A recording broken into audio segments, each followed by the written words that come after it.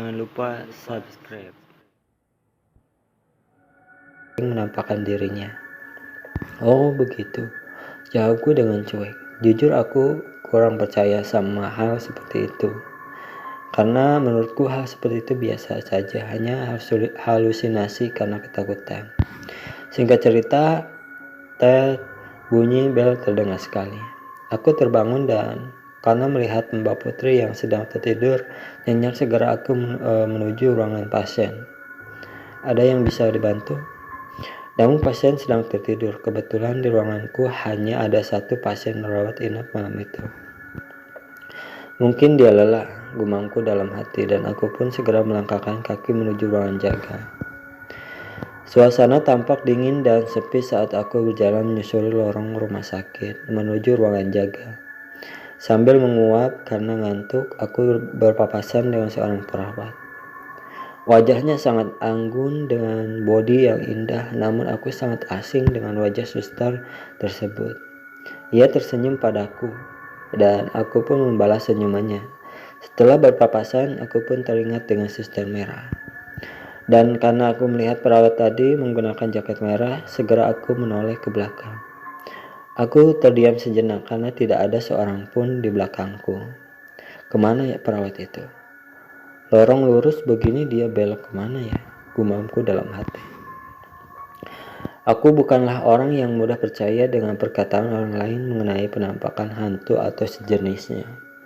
Aku percaya bahwa makhluk dari alam lain itu ada, tetapi sangat sulit bagiku untuk percaya bahwa mereka bisa datang dan pergi sesuai sesuka hati di hadapan kita. Aku kadang-kadang suka menonton acara dunia lain dan uka-uka, tetapi aku menonton acara itu tidak lebih karena tingkah laku pesertanya yang lucu. Bukan karena penampakan hantu yang besar-besarkan oleh mereka. Menurutku penampakan yang ada hanyalah rekayasa yang mereka untuk mendorong popularitas acara. Setelah kejadian bertemu dengan seorang suster yang menggunakan jaket merah, sering terpikir olehku apakah benar mereka bisa masuk ke dunia manusia.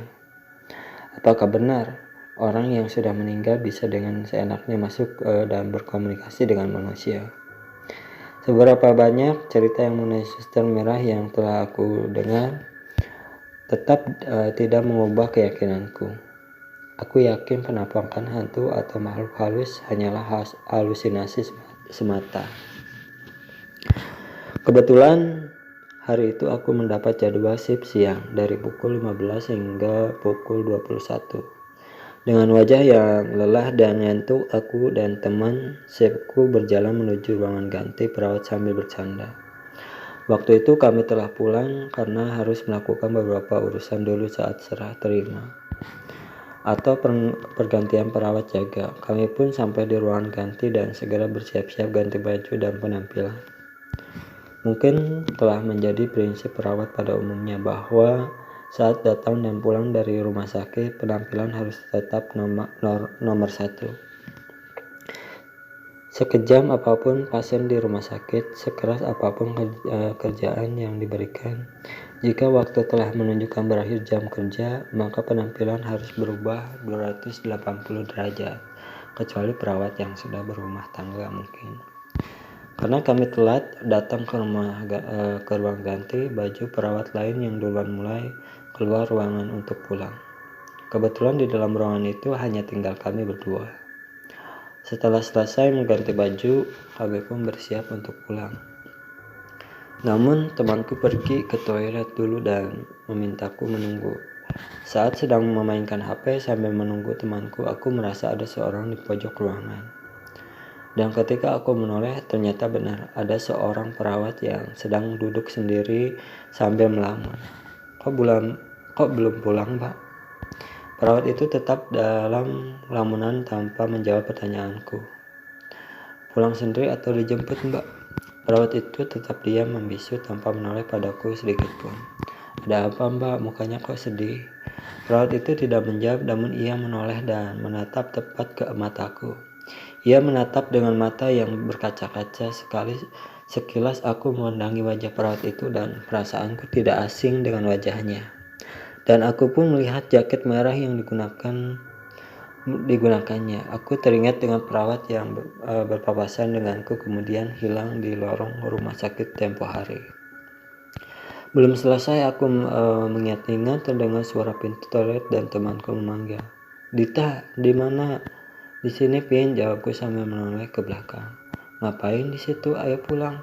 Ini aku lagi ngobrol sama." Aku menjawab sambil bengong karena di depanku tidak ada siapa-siapa. Ngobrol sama siapa? Tadi ada perawat yang ngobrol sama aku di sini, tapi sekarang kok nggak ada ya? Perawat mana? Tanya temanku yang juga ikut penasaran. Beneran ada kok, tadi mukanya sedih gitu, terus pakai jaket merah. Jaket merah? Udah ayo pulang. Temanku sambil menarik tanganku dan melangkah dengan cepat.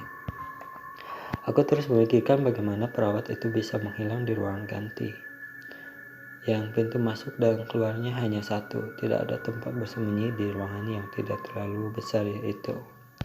Keesokan harinya, aku bertanya pada temanku, "Pin, aku penasaran dengan perawat kemarin." Sambil mencatat, dia balik bertanya, "Perawat yang mana?" "Itu loh, perawat yang pakai jaket merah." Dia pun terdiam sejenak dan dengan ragu menjawab, "Itu bukan perawat seperti kita." "Maksudnya?" "Pernah dengar tentang suster merah kan? Nah, dia itu suka menampakkan diri di lorong rumah sakit dan ruang ganti baju."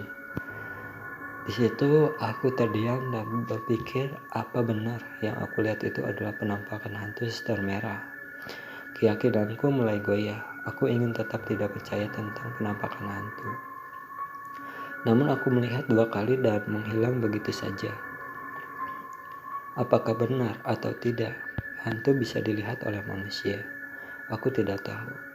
Tapi pengalaman yang aneh dan sulit dijelaskan secara logika ini tidak akan aku lupakan. Itulah cerita untuk malam hari ini. Tinggalkan like, comment, share, dan subscribe. Dan jangan lupa juga nyalain loncengnya biar nggak ketinggalan jika ada video-video baru di channel ini. Terima kasih. Assalamualaikum warahmatullahi wabarakatuh.